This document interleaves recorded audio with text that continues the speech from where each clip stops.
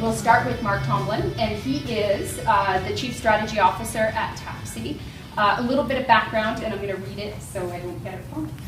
He joined the company in January 2013 after working in a ton of different environments, from small startups to large network shops, from a boutique research consultancy to a digital advertising agency. And until November 2012, he was the head of planning for the Leo Burnett Group in London, where he led a team of 38 planners who together have won 2 IPA Gold Awards. So what we do is actually difficult. I would argue what we do is very difficult, not just as advertising people, particularly as planners. It is not easy. So we need good people. That's one of the things I've always said. That's one of the reasons why by and large, I probably shouldn't say this in the current company, I'm very, very happy to meet people, to talk to them over coffee about getting a plan, because there are not enough good people in our business, and I would love nothing more than it to be full of people who are doing this rather than going to Bay Street and frankly doing something even worse. Is that 10%, right, that's stripping out all the production, all creative service, 10% of the famous three-legged stool of advertising are planners, and this is in the place that invented planning. Right? So I bet you any money the figures for Canada are well south of that. Okay?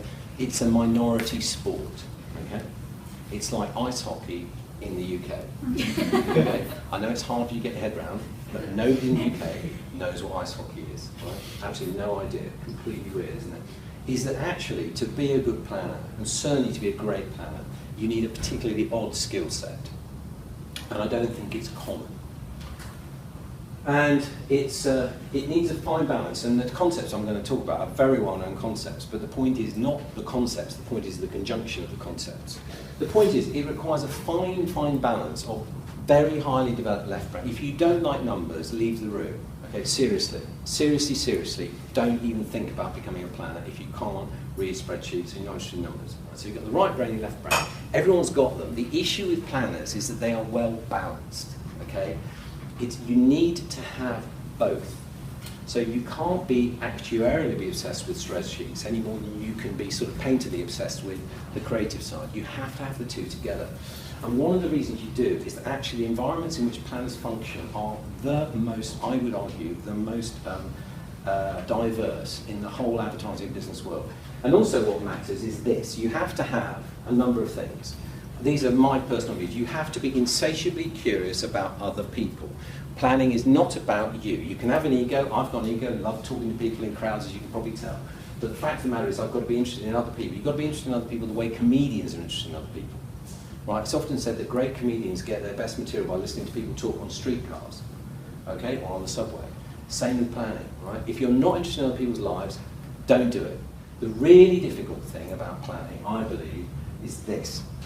It's actually taking all that stuff, boiling it all down, and actually weaving it into narratives that allow other people, and it's crucial, this other people from the CEO of the bank all the way through to the 25-year-old creative team from OCAD, to understand complexity as simplicity, okay?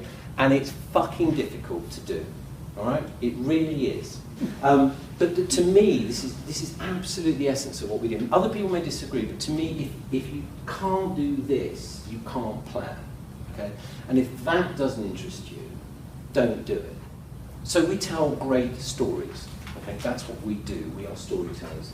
And to do that, to tell great stories, you have to understand some things, and you have to put your ego into cold storage some of the time.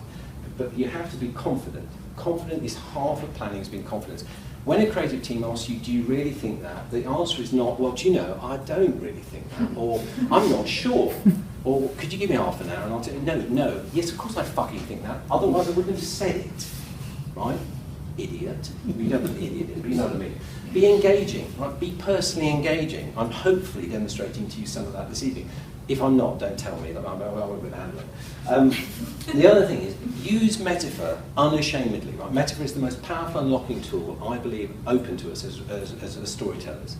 It cuts through so much crap, right? If you're easy with metaphor, if you're not easy with it, it's like a muscle. Work it. Just think of insane metaphors, use them, right? Get it out there.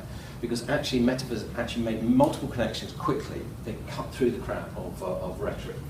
Understand what makes people tick. That goes back to observational thing. But understand what makes your audience tick. Your audience. I don't mean the audience out there, but the audience you're talking to. Understand what makes them tick. And understand always, and this is a huge, huge part, right? You don't have to read Daniel Kahneman, but it helps if you have.